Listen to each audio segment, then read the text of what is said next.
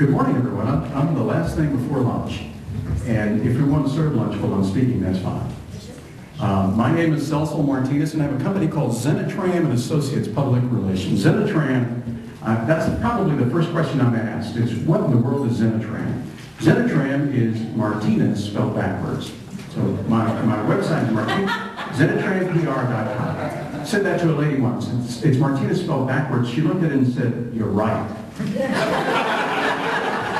Appreciate that very much.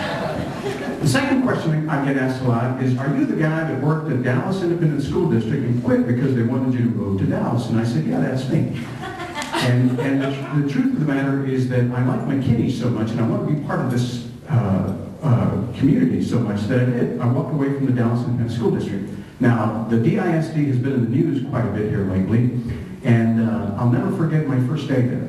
My very first day, they showed me my office, they showed me my desk, and I'm spreading my little pencils and papers around, and I open the drawer, and there's 3 envelopes in there, and they're numbered 1, 2, and 3, and a sheet right next to it. And the sheet says, if the superintendent calls you, and if you have any trouble, open up the envelopes before you go in order.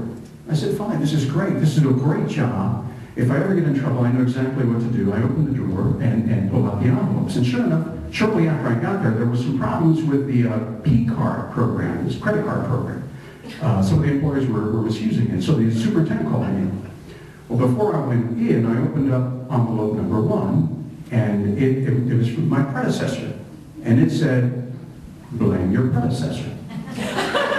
So I went in, and the superintendent and I talked about the P-card program, and I said, you know, it's the guy before me, it's his fault. But now that I'm in charge, it'll never happen again. Don't you worry. Superintendent was satisfied and sent me off. A little while later, we were hiring a director of the Office of District Integrity. Well, we hired the guy, and it turns out he lied on his resume. Made a big stink.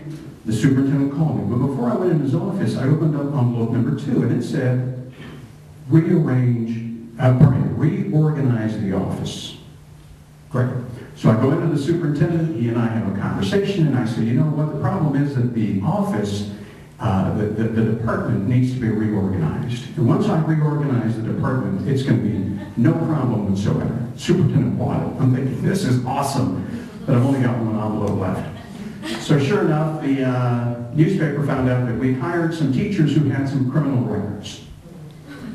Superintendent called me. I said, well, it's not a problem. I've got 1 more envelope. I opened up the envelope and it said, prepare 3 envelopes. Well, I was going to leave anyway, so I want to talk to you today about 4 things, and I'll do it quickly. If we need to serve lunch, that's fine. The first thing I want to talk about is being an effective communicator.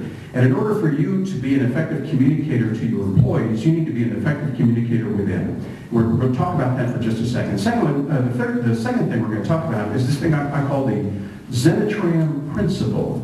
And the Zenitram principle is something that I've devised to help you understand why it's important to talk to employees. The third thing we're going to talk about is the WIFM factor, W-I-I-F-M, the WIFM factor, and that speaks to the relevance of your messages to your employees.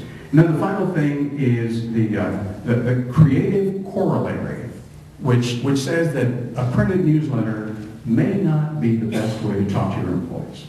So, the first thing we're going to talk about is how to become a more effective communicator. Everyone can be more effective. You know, we're born with the ability to communicate. I can't tell you how many times I've been in a situation where a new mommy is in a room and her baby, an infant, is in the next room. Now babies will cry for 2 or 3 different reasons. They're hungry, they're hurting, or they're lonely.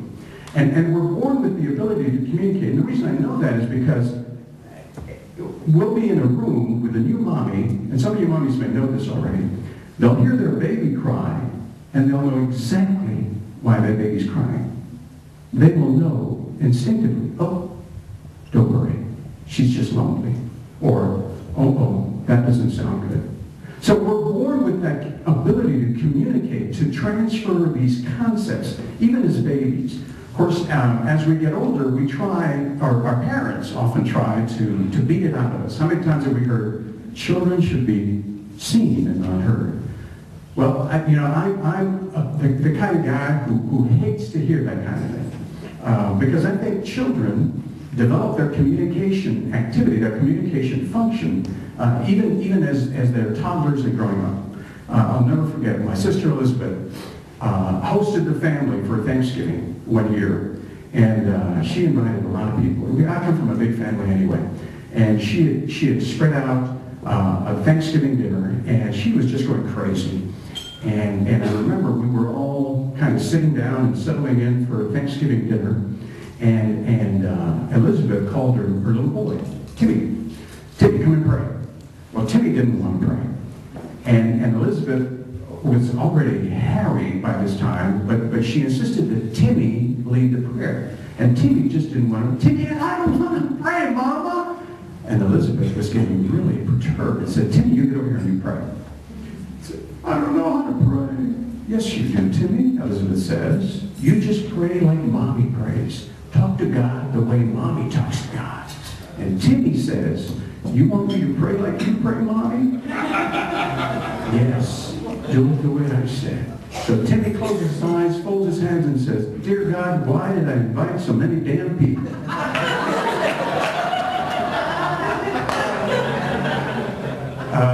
A real high point in that Thanksgiving meal.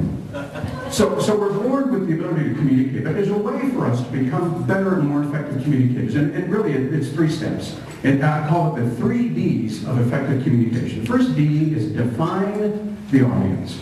It's very important that we define the audience. We find out who it is that we're talking to, what motivates those people.